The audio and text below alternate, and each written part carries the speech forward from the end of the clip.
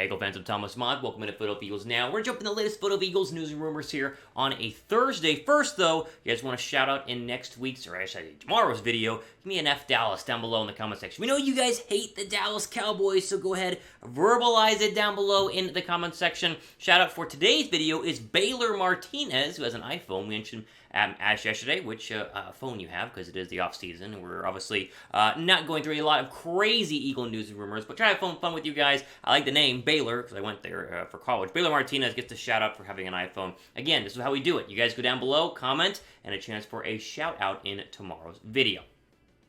Let's jump in the latest Eagles news and rumors. There's some fun stuff going on here on a Thursday, and as we always mention, it is the offseason, the dog days of summer, as they say. And with summer officially here, there are a lot of debates in terms of greatness, a lot of debates in terms of how good can someone be. And Jalen Hurts in Philadelphia has been at the center of that for really his entire career, but this has been a very fascinating offseason for one Jalen Hurts. So they add all these new pieces. Jalen Hurts has been working out with a new quarterback coach. He seems to be every bit of a progressing leader. He's getting better as a leader, both as a football player and behind the scenes as well. And the NFL Network has a fascinating piece about this, saying that Hurts is guaranteed to rise, to elevate his game in 2022. Now, I've been saying this for the past 4 months. I've been saying for sure Hurts is going to be better. He's been better every single year. He's been really in college, in the National Football League as well. So why wouldn't he be better? Philadelphia added a bunch of new talent. He has the best offensive line in the National Football League, an elite wide receiver core. He will be better. But it's fun to see places like the NFL Network actually acknowledge this, and every time they do, I like to focus in on the show, and so obviously that's why we're doing it today right now. So, NFL.com, look at this write-up on Jalen Hurts. I love this. Listen to this. Quote, Jalen Hurts, I believe, I love the arm, the smarts, the athleticism, and now I love the talent around him. With A.J. Brown joined Devontae Smith to comprise quite a 1-2 punch at wide receiver, Brown's catch and run ability and Smith's pristine route running will mitigate Hurts' inaccuracy issues. And now that the quarterback has a full year's experience as an NFL starter, as well as coaching continuity with head man Nick Sirianni and the offensive coordinator Shane Steichen back for year 2, I think his clutch play will skyrocket. Hurts is a winner and a natural-born leader. This fall, I see him guiding the Eagles to an NFC East title, and you better believe this team will be a tough out in January, end quote. Thank you. I mean, I can't say any better than that. Thank you, 100%. That is exactly how I feel and exactly what I think Hurts is going to be doing, not only winning what is a very weak NFC East, very winnable, at least, NFC East, but also a tough out in January. They will not get rolled like they did in the wild card round against the Bucs this past year. Now, I do want to kind of dive into quickly what would cause Jalen Hurts to actually struggle, right? Because I've talked about how he's going to be great, and the network has done it. Many people are assuming Hurts is going to be really good.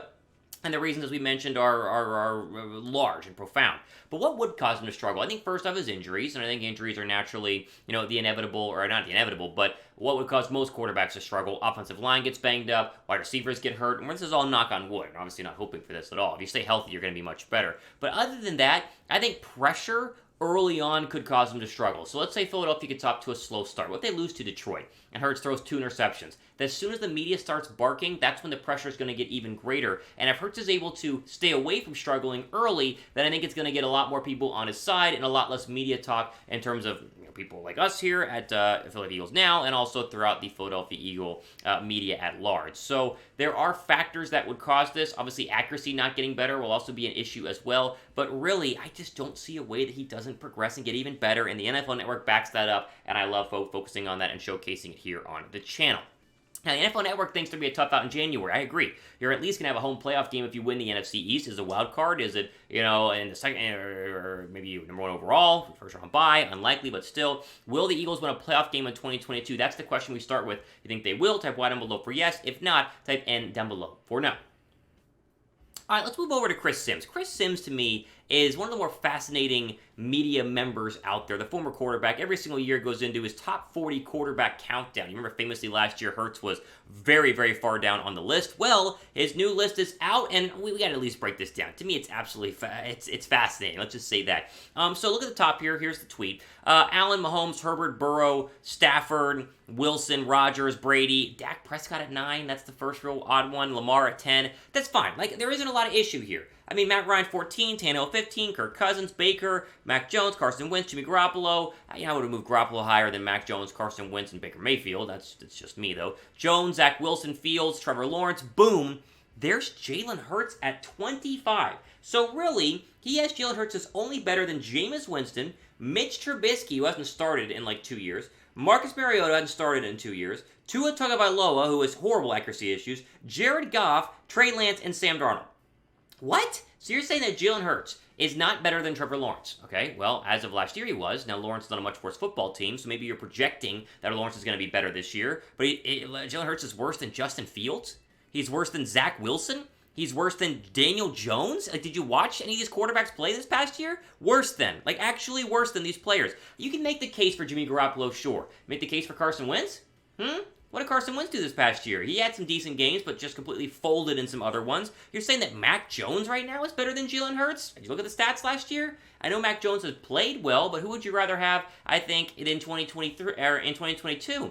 I'd argue Jalen Hurts, although a lot of people will say Mac Jones. Baker Mayfield, not even a starter right now. He's benched behind Deshaun Watson. I think if you were going to be really honest with yourselves, Hurts goes up to at least 17 on this list. You can make the case that Cousins is better. He throws a really good football and has tons of yards every year. Sure, Ryan Tannehill during the regular season, he's terrible in the postseason. Okay, Matt Ryan, he's a little bit up there in age, but still a good thrower of the football. Like, you can make the case to why Carr and Jackson and even Dak Prescott can be higher on this list than Jalen Hurts. But don't give me the fact that Daniel Jones, Zach Wilson, Justin Fields, and Trevor Lawrence are all better than Jalen Hurts. It just doesn't make sense at all. And then again, these lists don't mean anything. Like, this doesn't mean that Hurts is the 25th best quarterback in the National Football League, but it's just always fascinating whenever, media pundits create master lists because it shows you the holes in their thinking because they don't watch every single game. Like, they just can't. It's not possible. I didn't watch every single Trevor Lawrence game last year. I didn't watch every single Mitch Trubisky game whenever he was the Bears starter, Justin Fields game last year. I'm trying to. I got Red Zone on at home on Sundays, but the odds of Sims really watching all this stuff is very slim, and it shows in this terrible, really terrible list once you get outside of number 9. Okay, let's go ahead and quickly get into the t-shirt combo we mentioned yesterday. People were asking if it's still available. It is as of right now. Your 2-pack t-shirt combo, 40% off. I'm telling you, clothes in the off-season is the way to do it. Chatsports.com/Eagles t-shirt is what you need. Eagles, the letter T, and then shirt. That link is on your screen and also down below in the description box. Jump on this deal right now. Love this combo. I think it'll look great on you, and it'll look great on you when you go to Eagle games this year. Now, again, Hurts is going to be the most polarizing Eagle player as it currently stands because he's the Eagles quarterback. It was Wentz, and then it was Foles, and then it was Vic, and then it was McNabb and Kevin Cobb. Like, just any quarterback in Philadelphia is polarizing, but to put him that far down the list behind players who were clearly much worse is very shocking to me. Okay, final story here quickly is a fun story. This is not any sort of breaking news or shocking stuff. It was a fun story that took Eagles Twitter by storm this past week, and so I at least feel like I should weigh in on it a little bit. So, shorr-parks, who I think is actually a very good reporter for 94.1 WIP, gets a lot of hate. He's very controversial, very hot-takey, but it's also why he's very well known and very popular, because hot takes do move the needle in this business. But he put out, I think, a very accurate Eagles Mount Rushmore tweet. And this got picked up by all the Eagle blog websites and written about because he had Andy Reid, Don McNabb, Brian Dawkins, and then Howie Roseman on his list. And so you see a lot of people commenting. The comments on this tweet are very, very long, and people are freaking out. And I figured, you know what? Let's give my own Mount Rushmore list, which I'll give you here in just one second. First, for more great videos like this, go down below and subscribe. See, I did that. Make you wait for my Mount Rushmore list. That's how you do it in the business. Subscribe down below. We're at 30,329. We gain like 15 to 100 subs every single day. You're going to be a part of what I think is the fastest growing channel that covers the Philadelphia Eagles on the platform. Go down below and subscribe as we continue to take over YouTube here, and what I think is, again, a really great channel if you guys love your Philadelphia Eagles. Okay, so I want to give a quick caveat before you see my list, or maybe you see it right now on the screen, depending on what producer Trace is doing.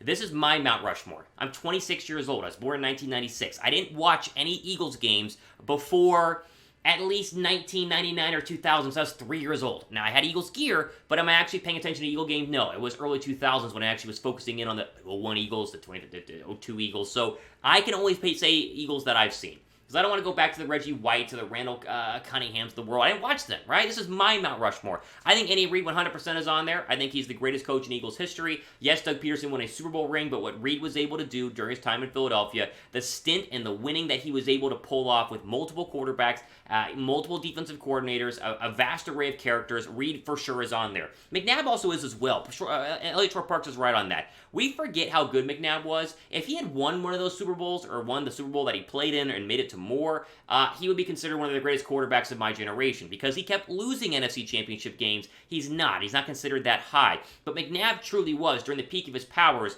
very good. And you even go to, Super Bowl in 04 and then getting back in 08. They should have won that game against Arizona. McNabb has got to be on the list. Dawkins as well. Dawkins, the greatest defensive player to ever play in a Philadelphia Eagles uniform, minus Reggie White, but Dawkins' career spanned a lot longer than Reggie White's. Dawkins is everything that epitomizes an Eagle. He has to make that list. And then I'll throw in my own player, and this is me personally, Brian Westbrook. I love Brian Westbrook. To me, one of the great Eagle running backs, if not the greatest Eagle running back in history, especially during my generation. The longevity this guy had and his dual threat ability was not really known well in the National Football League, and now it's required of every single running back. I'll get the most hate on this one, and I get that, and you can insert somebody else here, which I'll talk about some of the guys I left off in just one second, but the Eagles aren't the Eagles for me without Brian Westbrook. He was grossly underrated and probably the most effective weapon the Eagles had in my entire lifetime, because you got stints of other good players. You got stints of Deshaun Jackson and stints of LaShawn McCoy and a little bit of Terrell Owens, but Westbrook was there basically his entire career and was really good during his prime. So that's my top 4, my Mount Rushmore, again, during my lifetime, my generation, is why I don't go back to some of the older greats.